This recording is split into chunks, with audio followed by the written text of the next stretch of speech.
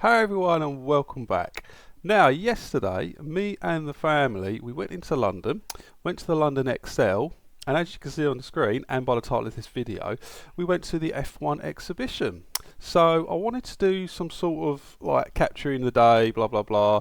I was thinking about doing a vlog, everyone does vlogs, but I've never done a vlog before. So I thought, no, I'm not going to do that. And as the day went past, we were just taking pictures. So I thought, and then last night I thought, actually, what I'd do, I'll just take you through all the photos that I took, explain how the whole thing works, talk about pricing, things like that, and yeah, just show you how the day went. So let me talk about the pricing first. So I think the event started on last week, Friday, something like that. And it was obviously me, my wife, and my two daughters that went. And I also did so in the actual event as well. You can do, they call it the fastest lap simulator. It's basically F123 with a Fanatec CSL DD base on it. So when I saw the previous pictures, because this event has also been held in Canada like previously.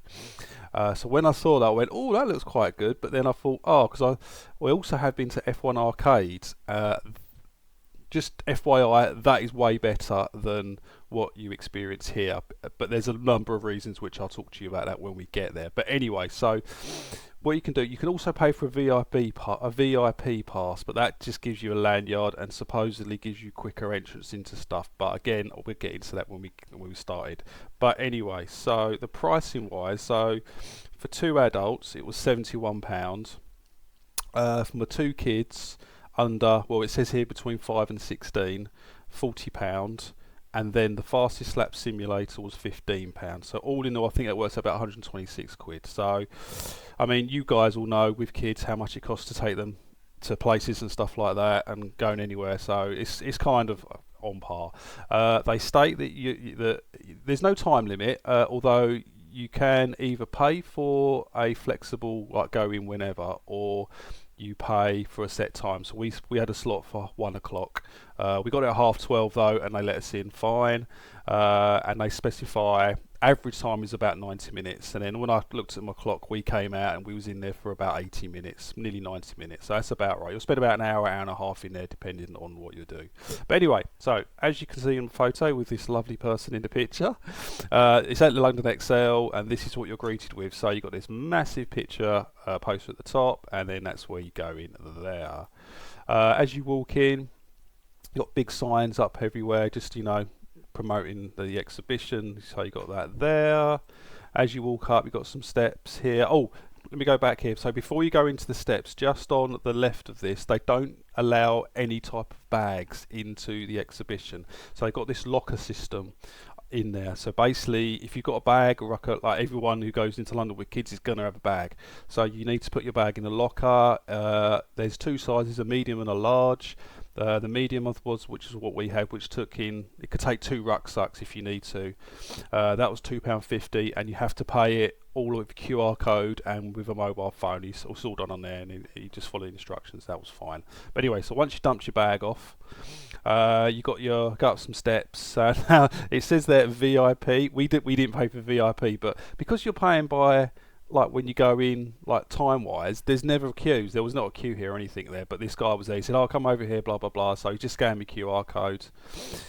He then gave me a lanyard because I did the fastest simulator lap, or he gave you a lanyard, and that specifies that you do that. So after you go through here, that's the next one's going to be, you're greeted with, well, two things. You walk into this area. One, you've got all the simulators at the back, and also if you can see on the left, you've got like these walkways, like as you queue to go into the actual exhibition. And we was in the queue, we was looking at all the simulators here, and I was in an hour and go, should I do it now or should I do it later? And I'm glad I did it. So what I decided to do, I thought, no, let's just do it now, because then I don't have to wander around the whole exhibition thinking about it, blah blah blah. So I said, no, let's just do it now. So here's another shot of all the simulators.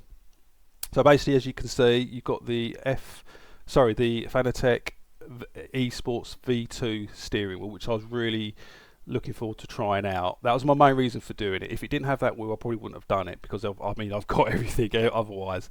But I wanted to test out this wheel to see what it's like, because for Christmas I get it. Plus also I wanted to sit in the play seat as well here.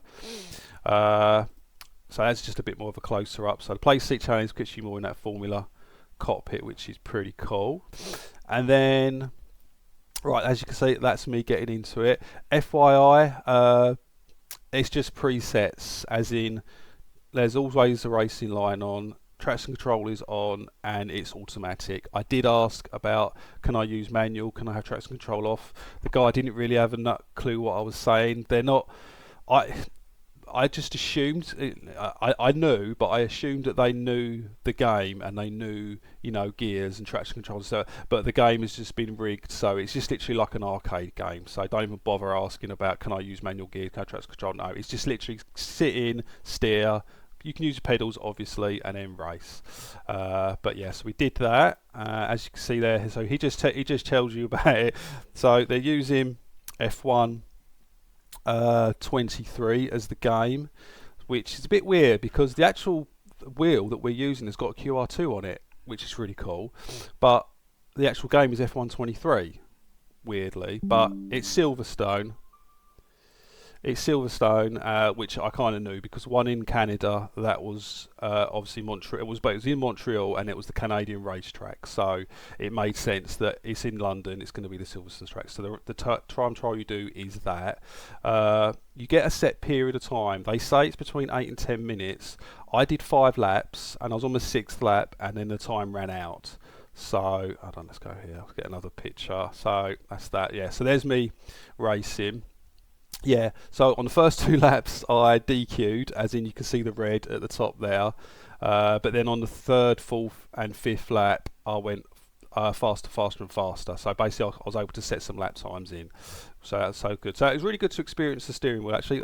There's me. Everyone had left at this point. I don't know what was going on, so I don't know if it slowed down or what, but I was on my own. Go back there, and then after it I was well pleased. I set, so they would set in times. The highest times I think were in the late 126, so 126.9, and I was looking at it and was like, I've not played F123 in a hell of a long time, and then my fastest lap time was a 127.4, so 4th overall. I was well pleased with that. And he actually, and on, if I go back, so on each one of the rigs they also have their best lap per rig, and when I finished it he said I'd set the fastest lap on that rig, so I was well pleased about that. Very, very happy. So overall with that performance I was good, because it's sort of like, you know, if you watch me, I do a lot of sim racing, you know that, on Formula 1. So I then go into another area where it's, you know, someone else's rig, sit in it, and within 2 laps I was able to set competitive times. Incidentally, if they'd let me, if I had enough time, I was going to go even quicker. I was set to do a high 126, but the time ran out because I saw on the Delta that I was 3/10 up. But yeah, so that was that. Right, so after that you then go, you get like a headset given to you and a little remote control, because there's lots of audio descriptions as you wander around. You start going into the actual exhibition. The first thing you're greeted with 4 cars. So as you can see, you've got the old Ferrari, got this big massive picture of Enzo on there. That's the front picture. You get these little description cards on everything there, so that was pretty cool to see. You then get this Lotus, Colin Chapman, and the background there, and again you get a description on the floor. As you see in the background, you've got Frank Williams, and there's a Williams there, and then you've got Mika Häkkinen's McLaren, which is pretty cool to see. So you get greeted with some, you know, like a history. It's not up to date because what's that, a 1998 car, something like that, whatever. I don't know, it says in the description down there somewhere. But so you get to see them. There's another shot of it there with Ron Dennis, the notorious Ron Dennis. Right, and then after you go through that, get to see some more stuff. So the first thing that we saw was, this was the Silverstone. This is the Silverstone Trophy, and if you was to zoom in right there, it says 2024 Lewis Hamilton. So that was pretty cool. So that was the one really, really recently that obviously Lewis won. They've had some other trophies. I think these are all based around Silverstone, these ones. This one, obviously Sega, as you can see, Sonic. And then you've got the champagne bottle here, and some, yeah, there you go, British Grand Prix, it says it there, some more trophies. So that's pretty cool to see. Next one, you get lots of posters with information about it. So you get this headset and you get this like little remote control, and you point it at all of these exhibition exhibits, and then you press play. So if you're a Formula One fan who loves audiobooks, you're going to love this because there's loads to listen to. Now, personally, I was just more interested in just seeing stuff and then reading some more bits and stuff like that. The only thing I really listened to, which we'll get onto later, was the Romain Grosjean crash, and they've got his car there, but I didn't really do the whole listening to stuff. It's not really me. So got that, and there's obviously some more information there. I don't know if you could probably zoom in and read that about that. So got different stories and things like that about the Formula One history. And then when you go into the next room, first thing you see is this the Red Bull RB16B. Now I was actually really surprised at how new this car is. Now this is the infamous one, the one that 2021 I think it was, where Lewis should have got that 8th championship, but was it Michael Massey screwed up, and obviously the Red Bull went on to win with Max Verstappen. But yeah, you get greeted by this, which, so even though I don't like Red Bull, I hate Red Bull, and we don't hate that stuff, you know what I mean, but you get to see this, so it's really cool to see. So you get a nice little description there. So I just went round taking some nice cool shots of the car. Got this nice really cool zoomed in shot of the steering wheel. With me obviously Formula One racing and racing rig, I'm really interested in the steering wheels, so it's really cool to see. I think that's pretty representation of his current wheel as well. I don't think there's much, there might be a few different button changes, but you can see the screen on it, and you've got all the rev lights around it and stuff like that. It's really cool to see his car because it's got the halo as well, so that was really nice to see. Next one, just taking some shots of the rear. You can see the tyres. So this was pre the rule change when they changed the size of the tyres, didn't they? So I think that is anyway. This is going to be old school. Yeah, it will be. So it's nice to see that as a back end. Now these next two photos we're really proud of. So I got this really cool shot I like of the back of the car, and then I did like a low down one. Look at that, awesome. So you get to see all the underneath side of the car. So this is these are like some of the things you don't really get to see. So this one here, as you see, I'm posing. Down the side here, you get to see all these little fins and things that on TV they show you, but you don't see it like properly. So it's really nice to actually walk around the car and get right real close up, just to see the size of it as well. Like going back from like first Ferrari to now, they're like massive, these cars. But yeah, I can see in the headset, I've got the headset on there, so you wander around with that. Next there was this cool little display of the tyres. So I was just doing like a little pop quiz with my girls, like what colour is the intermediate tyre or like that. So I was just bringing them up to date with that, and you can see there's me and my youngest Scarlett right there, just posing for some pickies. Alright, next, as you can see, that's a bit of a blur, my wife took that one, but they got some like cool bits of like the cars and things like that, and obviously you clearly see that this is the engine. I think I've got another, yeah, there you go. So this is Mercedes, and then you've got, I'm guessing that's the hybrid unit there with the batteries, and then obviously the main engine. One thing you get to see is how small they really are. I mean, they're not that big at all. And you got like on the wall, you got loads of these like brief descriptions and things like that going on. This was like an aero-y part, so they always make models, so you get to see something like that. Then we walked into, as we was transitioning into the next room, we saw the Drivers' Championship Trophy. So if you was to zoom in here, you'd see all the past winners. So Max Verstappen's down there and Lewis Hamilton going all the way back. So it's a bit more of a close-up of it. And then obviously me posing with it.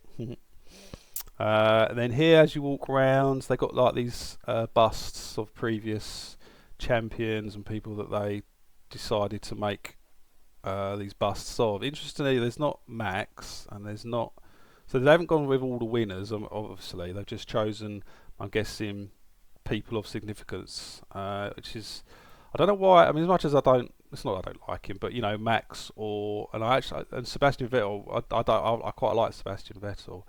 They didn't have any busts of them, but as you can see, you've got obviously Senna. I just took a close-ups of his few. You got Shuey. You got Alonso, which is a bit weird. I don't know why they got Alonso there, considering that Seb 4 championships, and then you obviously got Max. But I mean, I've got nothing against Alonso. Great guy, really like the guy. Great driver as well. But you got Alonso, and then of course we're gonna have Lewis. Onto the next room. then this is kind of like they're showing off the more up to date and showing you all like the kit and gear that they use. So as you can see here, they've got various drivers throughout the years in different positions. Interestingly, they're all pretty much in the same position. So there's Carlos Sainz there. Obviously, the one behind it was Lando. That's up to date Formula 1 position. But all the ones that are going on at the back, they're all pretty much in the same position. They're not. It's not really much variation. I mean, the feet have come up a little bit, but not much. And there's Lando. And then on the wall, they've got this whole big wall spanning rounds of all different helmets throughout the ages. Basically, I just went to find where Lewis's helmet was. So I found one of the Lewis helmets. And then there's his most up to date one. I think they've got like a little description down here, and it's right at the very bottom was Lewis Hamilton 2021. But they've all named helmets basically. That was Lewis's helmet at the top. And this carbon fibre one, I think that's Nico Rosberg's one, 2014. It says down the bottom there. That was all carbon. That looked pretty cool. And then this one, I think this was Sebastian Vettel's one, and I think it looks like it's signed. But the girls liked it because it was all glittery, so that was cool. Alright, where are we up to now? And then obviously another Lewis one I found there. Alright, and then you get into another little room. They had the two main cars in here. So you can see you've got this the old school McLaren Honda. Now I forgot. I forgot to read about this, but is this the one that Senna was in? I can't remember. Yeah, guys will have to tell me, because I forgot to actually look at it. I don't even know if I got a photo of that there. Can't really zoom in there, but that was really, really cool to see this one. I actually really like this. It's really like a simple, clean design, this Honda. And yeah, it looks really, really sweet. What I actually really liked was this, with the old school round steering wheel. That was really cool. So you can't get too close to them, unfortunately, but you know, obviously cameras, you can zoom in and stuff like that. There, got the rear of the car, which is very simple by today's standards, but very cool nevertheless. Then onto the main event. So this was the 2018 car, Mercedes, obviously Lewis Hamilton's car, number 44. So obviously this is a it must be a championship one, I forgot, but yeah. So I took loads of photos of these, absolutely loads. But it's just really cool to see it. So there's the front of it. We've got the side there. They're very similar to the Max Verstappen's first one, the 2021 car we saw. Cool shot of the steering wheel in there again. Nice to see all the carbon fibre on the halo. That looks pretty cool to see. Then they've got the rear of the car. And as I took this rear of the car, is it the next shot? Okay, I think it's coming up. Where is it? No. Okay, come back to yeah. So this guy here just started talking to me as I was taking the shot of that car. This guy just started talking to me, which was really cool. We were just talking about, you know, how much detail are in the cars, and it's really cool to see him up close, stuff like that. So let's go back to there we go. Right. And then some more glam shots, I call them, of the car. There's the front of it. Interestingly, yeah, I knew that this was the case, but like all of this stuff here is all painted on. All of it is painted. None of it. I don't even think these are. None of these are stickers. Are they decals? I'm not sure, but that is definitely painted, and all of this is definitely painted because I was able to look at it and see where they'd airbrushed it and stuff like that. So that was interesting. But I definitely knew that this was definitely painted from like past knowledge, stuff like that. Little close up of the 44, and then obviously there's me posing with it. So I think I've got a couple of shots of them. Yeah, there we go. Pretty cool. But as you can see in the background, there's various screens up with different information about the parts and the cars going on. Right, there's my Scarlett, my little girl, being all cute. And then obviously that's the guy that guy was just having a little chat to me about. And then there's the family pic. So we always pose with Lewis's car. You got to do that. All right. Oh, there we go. So we've got some information. That's the 2018 one that we just saw. So that you guys can read through that if you want to, but it gives you all the information about the car, which is really cool. Next one. Right, and then you've got some like interactive things and some information about over the year. So this was the girls like this. You could just pick a car, and then it did like a 360. Forgot the next shot. Yeah, there you go. You could it's an interactive screen, so you can spin around and just zoom in and out. Got information on the various cars, teams. That's there, and then this is really cool. So this is like a timeline. Let me go back to the other one. So it starts, obviously you can see up there, like in the 1950s, and it's got like the colour and like the thickness of it denotes the like how well they were doing that year, and the, like obviously you can see the red, the dominance mainly, and then you got Lotus, Brabham, and then coming in more up to date, Ferrari, like big Mercedes right there, Red Bull along there. So that was really cool to see. Just some nice art pieces, but obviously it's all informational based. Then you've got just some parts that they've got from the car. So obviously got the McLaren front wing, Mercedes front wing. There's a fuel cell there. Steering wheel, which I'll come to in a minute. There it is.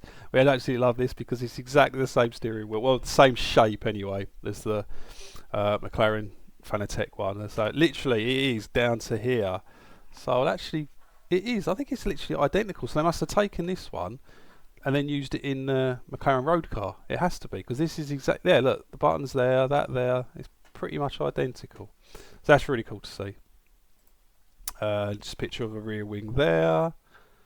Right now, and then this is kind of nearing the end of the exhibition now. Now you all know what this is, don't you? Obviously, Romain Grosjean had that awful crash. Went up in flames, the car split in half, and then he was in the ball of it. But yeah, that was the one thing that I did listen to. They've got Romain Grosjean, they filmed him obviously talking about it, and yeah, just listen to that.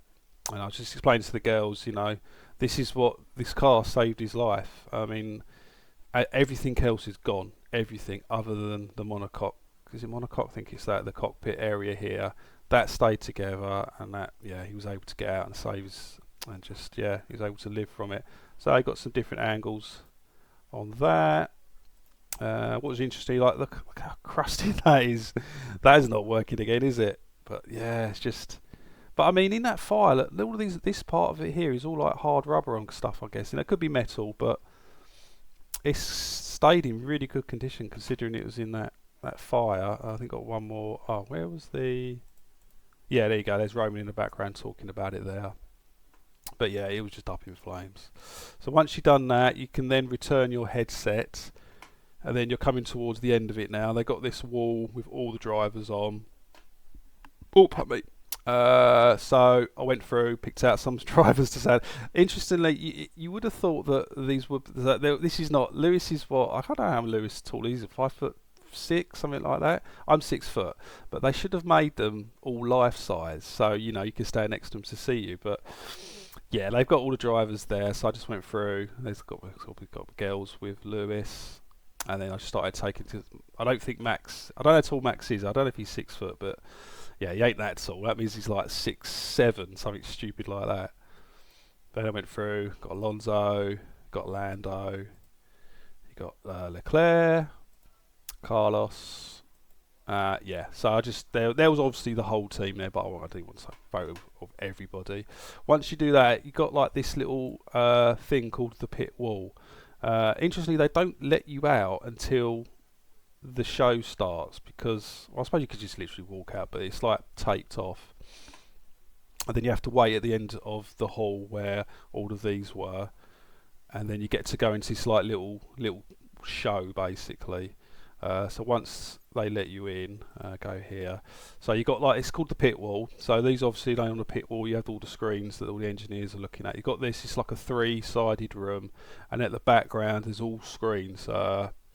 We didn't take any pictures of that because we was watching it. But if you go, you'll get to experience that yourself. So that was quite cool. And then that was it. So we was like leaving the exhibition. You got some more art on the wall. Saw this really cool picture of Lewis.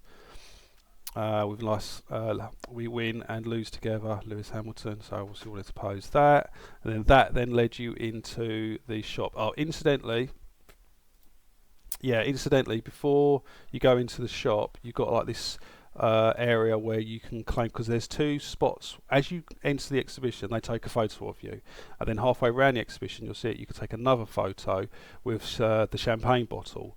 And then as you're walking past here, you've got the self-service kiosks where you can select the photos that you want. Every theme park has them. Now, incidentally, we did two photos. So we did the one that they take first off, and then the one with the champagne bottles. We picked one of each. That came to £27.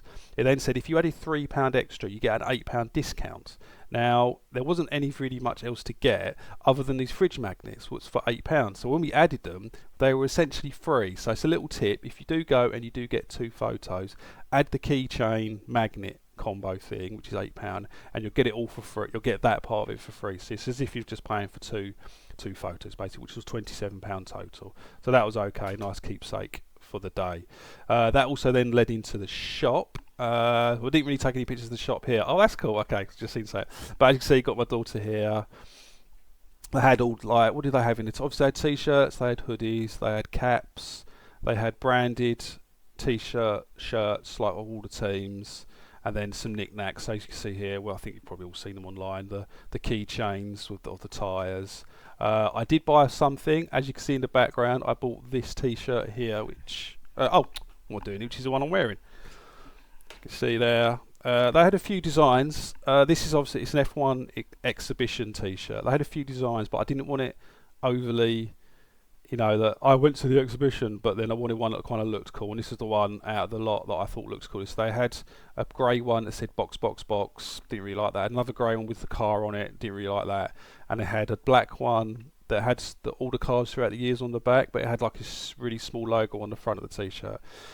So I thought this was the best one. And all of those, incidentally, are £25, the exhibition t-shirts.